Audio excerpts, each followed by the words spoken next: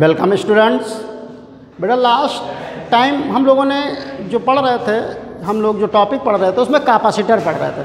Capacitor की एक single class हुई थी जिसमें हम लोगों ने capacitance of a isolated spherical conductor निकाला था। क्या निकाला था बेटा? Capacitance of a isolated spherical conductor. क्या पढ़ा था बेटा? Capacitance of a isolated spherical conductor. ये डेरिवेशन हम लोगों ने किया था बेटा। इसमें हमारा क्या किया गया था? एक आइसोलेटेड स्फेरिकल कंडक्टर लिया गया था। थोड़ा मैं रिवाइज करा देता हूँ। इसकी रेडियस हमने कैपिटल आर ली थी बेटा, और यहाँ पे इसको प्लस क्यू चार्ज गिवन किया गया था। इसको कितना चार्ज दिया गया था बेटा? प्लस क्यू चार्ज इसको दिया गया था, प्लस क्यू चार्ज, जिससे इस पे पोटेंशियल डिफरेंस कितना आया था? पोटेंशियल डिफरेंस इस पे आया था, पोटेंशियल डिफरेंस V। तो इसका जो कैपेसिटेंस हम लोगों ने निकाला था बेटा, वो कैपेसिटेंस C निकाला था 4 pi epsilon not K into A ना कह के रेडियस इसकी R। क्या पढ़ा था बेटा? C equal to 4 pi epsilon not K into R। K क्या था हमारा? K था डाइलेक्ट्रिक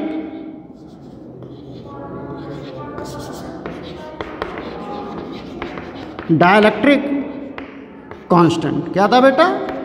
डाइलेक्ट्रिक कांस्टेंट। एयर के लिए C क्या था? 4 पाई एप्सिलॉन नॉट R। ये लास्ट टाइम हम लोगों ने पढ़ा था। क्या पढ़ा था last time? Capacitance of a isolated spherical conductor. उसका फार्मूला क्या था बेटा? इस फार्मूले को लर्न कर लीजिए। C equal to 4 pi epsilon not K into R। K हमारा डाइलेक्ट्रिक कांस्टेंट था। जो अगर हमारा एयर हो, क्या हो बेटा? एयर हो, तो कैपेसिटेंस का फार्मूला होगा 4 पाई एप्सिलॉन नॉट R। क्या होगा? 4 पाई एप्सिलॉन नॉट R। इससे रिलेटेड एक प्रॉब्लम कर लेते हैं। क्या कर लेते हैं बेटा? एक सिंपल सी प्रॉब्लम कर लेते हैं। छोटी सी प्रॉब्लम कर लेते हैं, फिर आगे प्रोसीड करते हैं। छोटी सी प्रॉब्लम हमारी क्या है? एक क्वेश्चन है,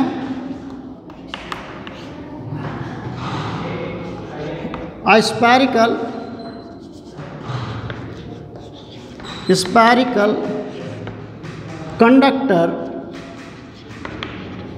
of radius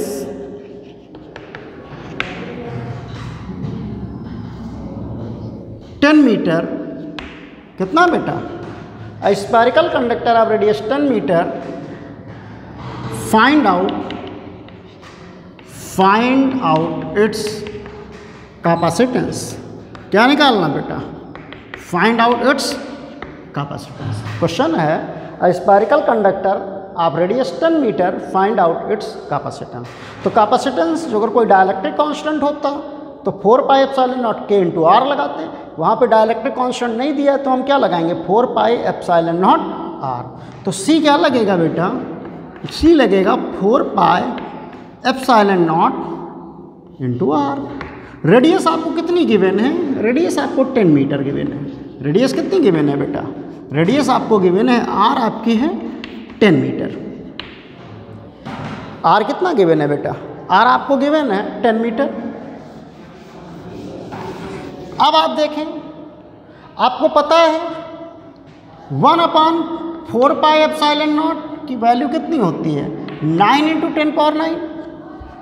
तो इसको जो अगर अपॉन कर दें तो पलट जाएगा। ये पलट दें, मान लीजिए 1/4 पाई एप्सिलॉन नॉट, ये हो जाएगा 1/9 इंटू 10 की पावर 9। ओके स्टूडेंट्स, तो ये 4 पाई एप्सिलॉन नॉट की वैल्यू यहाँ पे पुट कर सकते हैं। तो C हमारा क्या है? वहाँ से देखें 4 पाई एप्सिलॉन नॉट R, इसकी वैल्यू आपको पता देखिए आप। तो C equal to 1/9 into 10 power 9, और R की वैल्यू बेटा कितनी है? 10 मीटर। तो ये कितना हो जाएगा? C ये ऊपर जाएगा, माइनस का हो जाएगा, तो 1/9 इंटू 10 की पावर माइनस 9, और ये 1 पावर, तो 10 पावर माइनस 8 बचेगा।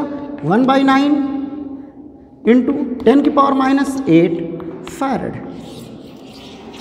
तो इस सिंपल प्रॉब्लम आपसे पूछे जा सकते हैं। क्या पूछे जा सकते हैं बेटा? सिंपल प्रॉब्लम आपसे पूछे जा सकते हैं। क्या प्रॉब्लम पूछे जा सकते हैं? A spherical conductor of radius 10 metre, find out its capacitance. तो इसमें कोई प्रॉब्लम आपको नहीं होनी चाहिए, डायरेक्ट फार्मूला बेस्ड क्वेश्चन होगा। इस क्वेश्चन को आप कर लें। अब हम पढ़ेंगे बेटा पैरेलल प्लेट कैपेसिटर। क्या पढ़ेंगे? Parallel plate capacitor. Next heading,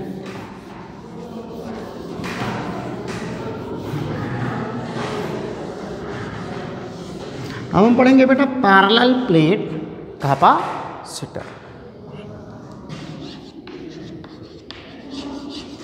parallel plate capacitor.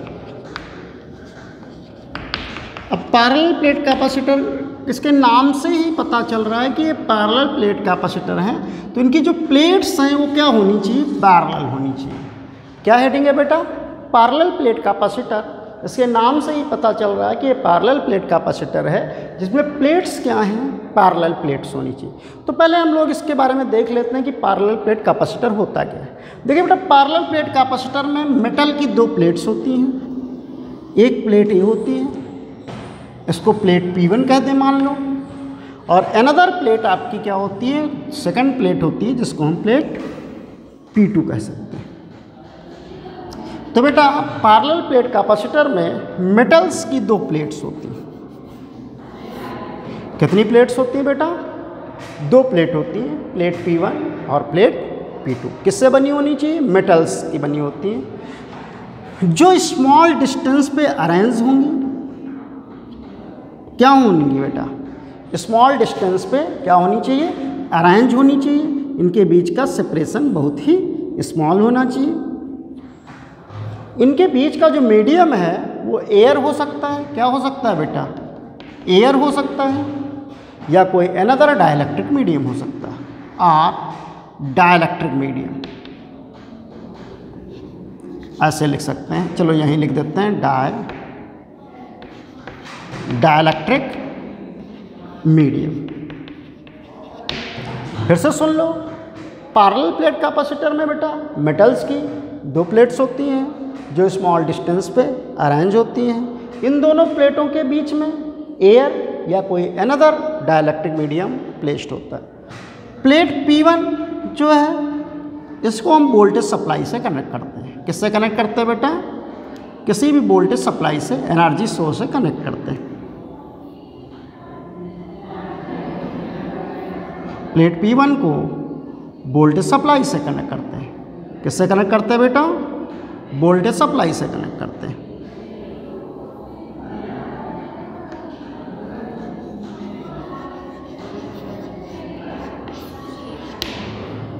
Voltage supply या एनर्जी सोर्स। और प्लेट P2 को किससे connect? Outer surface, plate P2 के आउटर सरफेस को बेटा ग्राउंड से कनेक्ट करते हैं। किससे कनेक्ट करते हैं बेटा? ग्राउंड से कनेक्ट करते हैं।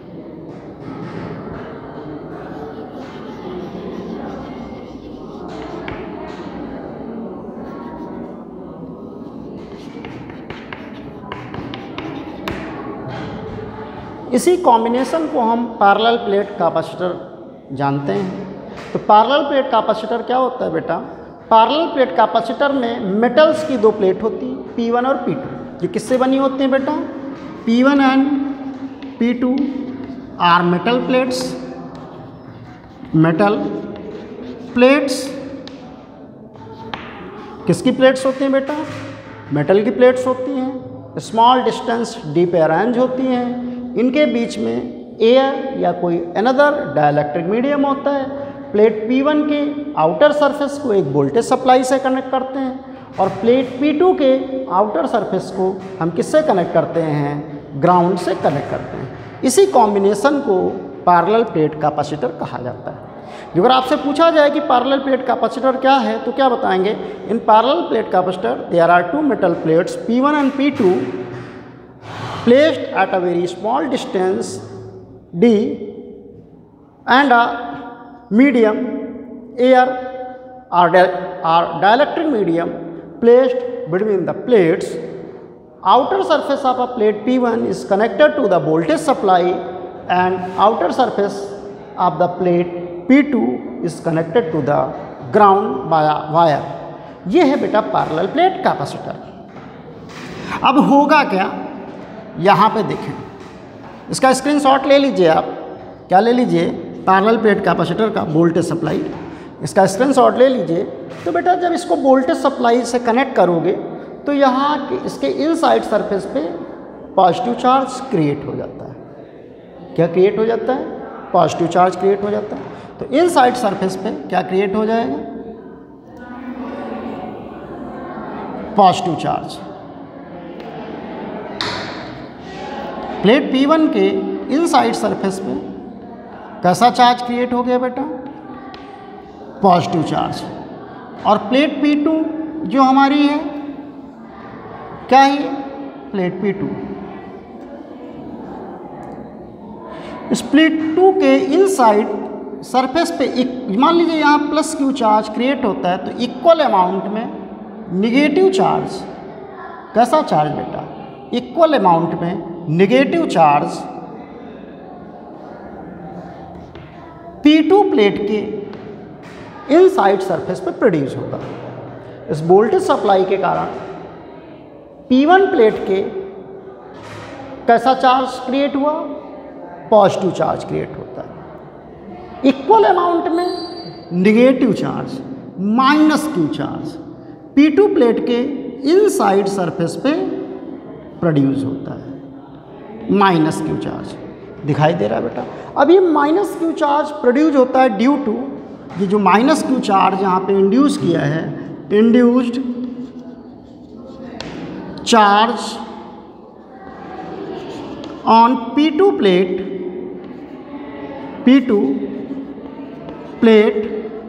किसके कारण, ड्यू टू डिस्प्लेसमेंट करंट।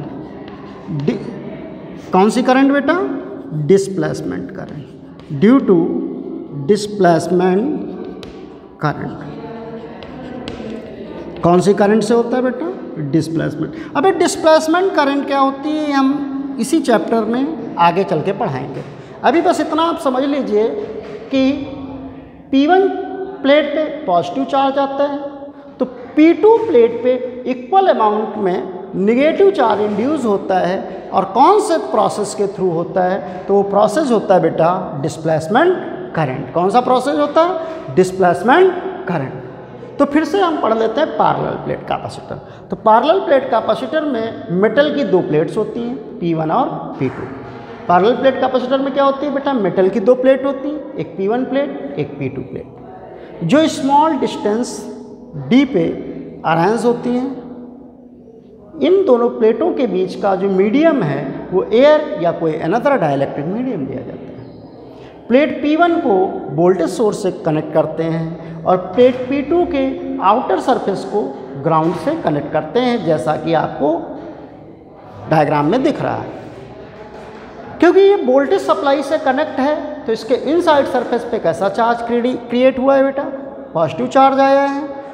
इस पॉजिटिव चार्ज के कारण इक्वल अमाउंट में P2 प्लेट पे निगेटिव चार्ज क्रिएट होता है। कौन से फिनोमिना के द्वारा, डिस्प्लेसमेंट करंट के फिनोमिना के द्वारा।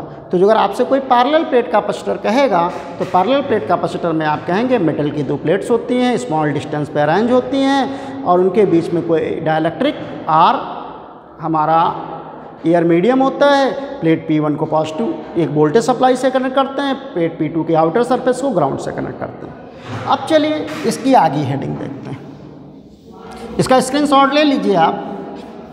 अब अगला हमें पढ़ना है बेटा इसी में capacitance of a parallel plate capacitor. क्या पढ़ना है बेटा, capacitance of a parallel plate capacitor. Capacitance of a parallel plate capacitor. अगली हेडिंग क्या है बेटा, पैरेलल प्लेट कैपेसिटर तो हमने पढ़ लिया। अब उसी पैरेलल प्लेट कैपेसिटर का हमें क्या पढ़ना है बेटा, कैपेसिटेंस।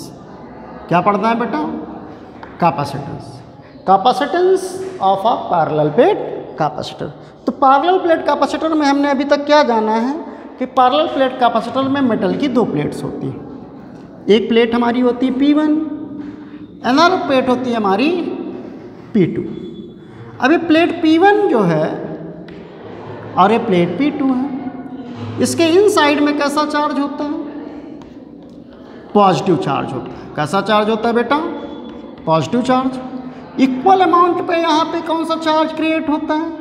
निगेटिव चार्ज क्रिएट होता है। इक्वल अमाउंट में निगेटिव चार्ज क्रिएट होता है कौन सी फिनोमेना के द्वारा? जो अगर यहाँ प्लस क्यू चार्ज है तो यहाँ माइनस क्यू चार्ज होगा, और ये डिस्टेंस d है। कौन से फिनोमेना के द्वारा यहाँ पे चार्ज क्रिएट होता है? तो वो फिनोमेना है हमारा डिस्प्लेसमेंट करंट। अच्छा स्टूडेंट, इसमें कुछ अज्यूम करते हैं। यहाँ पे अज्यूम किया है पहला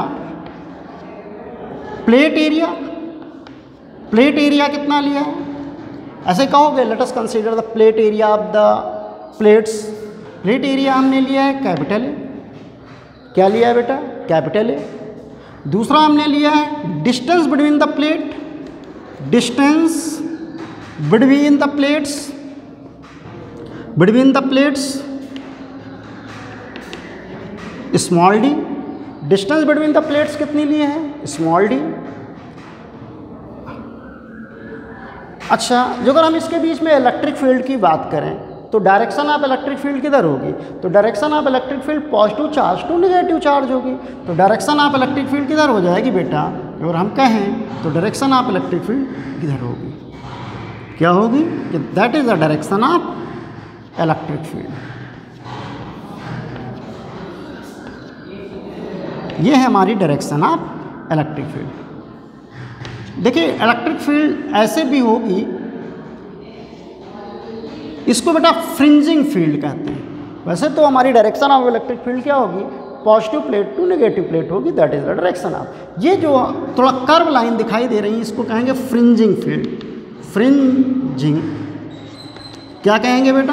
फ्रिंजिंग फील्ड। ये फ्रिंजिंग फील्ड हमारे लिए डिजायरेबल नहीं होती, क्योंकि हमारा कैपेसिटर क्या है? Capacitor is a charge storage device, और ये फ्रिंजिंग फील्ड के थ्रू चार्ज हमारा लीक कर जाएगा। तो फ्रिंजिंग फील्ड हमारे लिए डिजायरेबल नहीं है।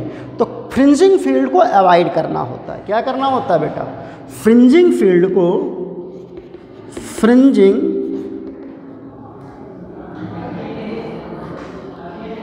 फ्रिंजिंग फील्ड को अवॉइड करना है। क्या करना है बेटा? अवॉइड करना। तो इसको अवॉइड करने के लिए जो ए बाई डी है वो क्या होना चाहिए? टेंस टू इन्फिनिटी होना चाहिए। क्या होना चाहिए बेटा? Area of the plate and distance between the plate का जो रेशियो है वो टेंस टू इन्फिनिटी है। जो अगर A by D tends to infinity है तो इस फ्रिंजिंग फील्ड को आप अवॉइड कर सकते हैं। तीसरा एक अजम्पशन लिया है medium between the plates, between the plates is air। अभी क्या लेके चले हैं बेटा? ये हमारा अजम्पशन कह सकते हो या ये कह सकता है लेटस कंसीडर। क्या लेटस कंसीडर किया था? Plate area capital A, distance between the plate is small D, fringing field avoid करना है जिसके लिए A by D tends to infinity होना चाहिए, medium between the plates is air. अच्छा, जो अगर हम इसकी सरफेस चार्ज डेंसिटी निकालें, क्या निकालें बेटा? Surface charge density. और इसकी सरफेस चार्ज डेंसिटी निकालें तो सरफेस चार्ज डेंसिटी आप प्लेट P1 निकालें तो क्या लिखेंगे आप? Surface charge density, charge density आप प्लेट P1। तो सरफेस चार्ज डेंसिटी सिग्मा 1 कहें तो इसको कह सकते हैं क्यू अपॉन, इस पर चार्ज कितना है बेटा? पॉजिटिव, और उसका एरिया कितना है ये? क्योंकि चार्ज डेंसिटी होगा total charge, surface charge density total charge upon total area, तो इसका चार्ज है प्लस क्यू और इसका एरिया है। तो इसी similarly surface charge density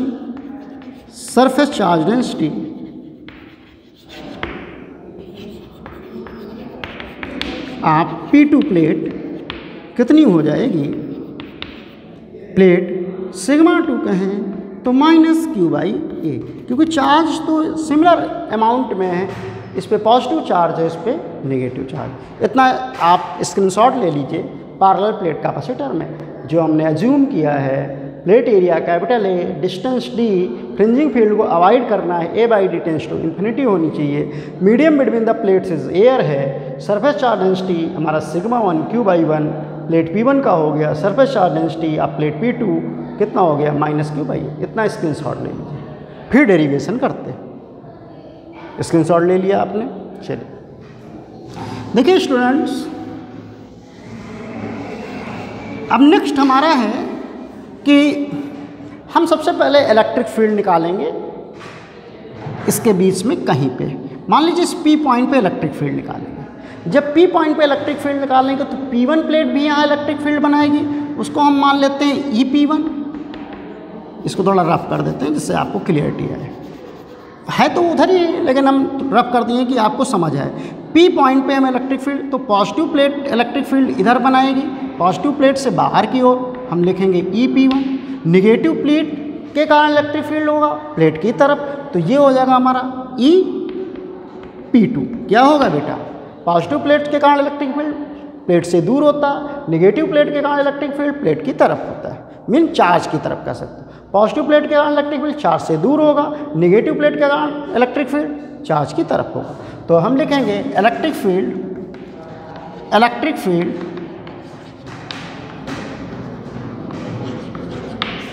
due to plate P1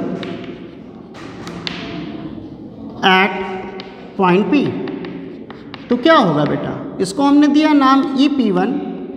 EP1 magnitude wise का है, तो ये हमने गाउस लॉ में पढ़ा था, इसका फार्मूला निकला था सिग्मा अपॉन 2 एप्सिलॉन नॉट। क्या निकला था बेटा, सिग्मा अपॉन 2 एप्सिलॉन। तो सिग्मा यहाँ पे क्या है, सिग्मा 1। क्या है बेटा यहाँ पे, सिग्मा 1। और सिग्मा 1 की वैल्यू हमारी कितनी है, क्यू बाई ए। कितनी वैल्यू है बेटा, क्यू बाई ए। तो इसको हम यहाँ पे लिखें, चलो एक बार लिखा रहने दीजिए। तो EP1 हमारा, चलो छोड़ो अभी यही लिखा रहने दो, EP1 हमारा कितना होगा, सिग्मा अपॉन 2 एप्सिलॉन नॉट, या यहाँ पे सिग्मा 1 लिख लें। ये ऐसा करते हैं कि ये सिग्मा 1 और सिग्मा 2 ये क्यू बाई ए भी है और क्यू बाई ए भी है, बस आपका अंतर क्या है कि इनके मैग्नीट्यूड में चेंज है, ये पॉजिटिव वैल्यू है और ये आपकी निगेटिव वैल्यू। तो चलो इसको सिग्मा ही लेके रखते हैं, इसको हम कहते हैं प्लस सिग्मा है और इसको कहते हैं माइनस सिग्मा। ओके स्टूडेंट, कुछ खास इसमें फ़र्क नहीं है, ऐसे बुक्स वगैरह में भी लिखा रहता है EP1 सिग्मा अपॉन 2 एप्सिलॉन। तो EP1 क्या हो गया, सिग्मा अपॉन 2 एप्सिलॉन। अब प्लेट P2 के कारण हम P पॉइंट पे निकालेंगे। तो electric field due to plate P2 at point P। तो EP2 कितना हो जाएगा बेटा, EP2 हो जाएगा sigma upon 2 epsilon not, because electric field निकालते टाइम चार्ज का साइन नहीं लिया जाता है, तभी मैंने यहाँ पे देखो क्यू बाई ए के टर्म में और क्यू बाई ए के टर्म में लिख दिया। इसमें कोई ज़्यादा आपको प्रॉब्लम नहीं होनी चाहिए। तो इलेक्ट्रिक फील्ड P पॉइंट पे निकाला प्लेट P1 के कारण, तो सिग्मा अपॉन 2 एप्सिलॉन नॉट निकला। प्लेट P2 के कारण निकाला तो सिग्मा अपॉन 2 एप्सिलॉन। तो net electric field at point P निकालेंगे तो वेक्टर समेशन लेंगे बेटा। तो क्या करें, इसको रब कर देते हैं, स्क्रीनशॉट आपने ले ही लिया है।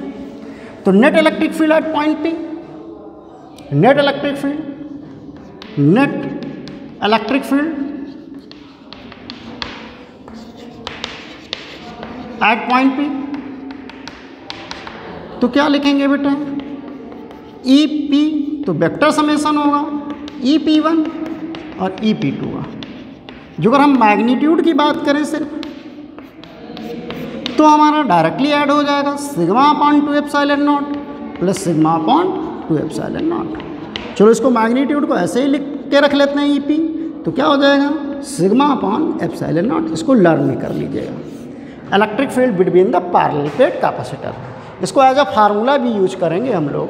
Electric field between the parallel plate capacitor, तो क्या फार्मूला हमारा निकला student, electric field between the parallel plate capacitor EP sigma upon epsilon not. ये इसको लर्न करना है आपको। Electric field between the plates हमारा क्या है, सिग्मा अपॉन एप्सिलॉन नॉट। इसको स्टूडेंट लर्न कर लेना है आपको, क्योंकि इससे क्वेश्चन भी बनते हैं और इससे डेरिवेशन भी बनता है। तो ये फार्मूला भी आपको लर्न होना चाहिए। कि electric field between the plates कितना होता है बेटा, sigma upon epsilon not. Next इसको रब कर देता मैं। तो इलेक्ट्रिक फील्ड तो निकल आया, अब हम लोग potential difference between the plate निकालेंगे। क्या निकालेंगे बेटा, potential difference between the plate. तो अब निकालें जो अगर हम potential difference between the plates, तो potential difference between the plates क्या हो जाएगा बेटा, देखो आपने पढ़ा था equal to V by D, याद करिए हमने पढ़ाया था relation between electric field and potential. तो इलेक्ट्रिक फील्ड क्या होता है, पोटेंशियल बाई डी, तो वी क्या हो जाएगा बेटा, यहाँ से वी हो जाएगा ई इंटू डी, और ई की वैल्यू आपने निकाल रखी सिग्मा अपॉन एप्सिलॉन नॉट, तो वी की वैल्यू क्या हो जाएगी, sigma upon epsilon not into D. और सिग्मा क्या है, अभी हमने लिखा था, क्या लिखा था, क्यू बाई ए, जहाँ पे मैंने लिखा था surface charge density of plate P1, surface charge density of plate P2। तो सिग्मा क्या था, बैक करके देखो तो सिग्मा था आपका क्यू बाई ए, तो यहाँ पुट कर सकते हैं। तो V क्या हो जाएगा student, Q by A D, ऐसे लिख लो आप, सिग्मा की जगह लिखो Q by A D upon epsilon not. तो इसको हम V लिखें, तो इसको आगे बढ़ा लें तो हम लिख सकते हैं Q D upon epsilon not A. V student हमें पता चल गया, Q D upon epsilon not ए। अब हमें कैपेसिटेंस निकालना है, क्या निकालना है, कैपेसिटेंस। इसको देख लीजिए आप, E है V बाई डी, V है E D, V equal to E का वैल्यू सब्सटीट्यूट किया, D लिया, सिग्मा है Q बाई ए, सिग्मा की वैल्यू पुट की, आगे लिखा। अब आप कैपेसिटेंस के बारे में आपको पता है, कैपेसिटेंस के बारे में आपको क्या पता है, कैपेसिटेंस का फार्मूला हमने फर्स्ट क्लास में पढ़ा था। तो कैपेसिटेंस क्या पढ़ा है बेटा, कैपेसिटेंस C इक्वल टू पढ़ा है Q बाई V। तो C, Q की वैल्यू तो Q है, और V की जगह हम क्या लिख सकते हैं, Q D upon epsilon not ए। क्योंकि वो आपका कैंसिल हो जाएगा, ये ऊपर चला जाएगा, तो C हो जाएगा epsilon not A by D.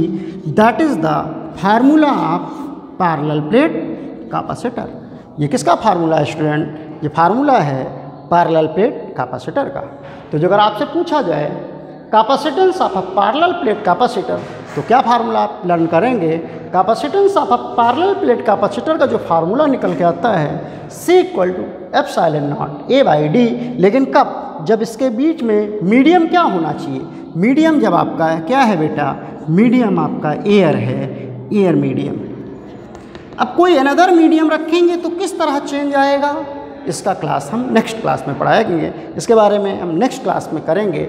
अभी आप इतना याद कर लीजिए कि capacitance of a parallel plate capacitor क्या होता है student, epsilon not A by D. जब प्लेटों के बीच का मीडियम एयर होता है उस केस में capacitance of a parallel plate capacitor epsilon not A by D होता है स्टूडेंट। ये फार्मूला आप लर्न कर लीजिए, क्या होता है पैरेलल प्लेट कैपेसिटर का capacitance, C equal to epsilon not A by d if medium between the plates is air. आज की क्लास कंप्लीट करते हैं क्योंकि काफ़ी लंबी क्लास हो गई। Okay, thank you students.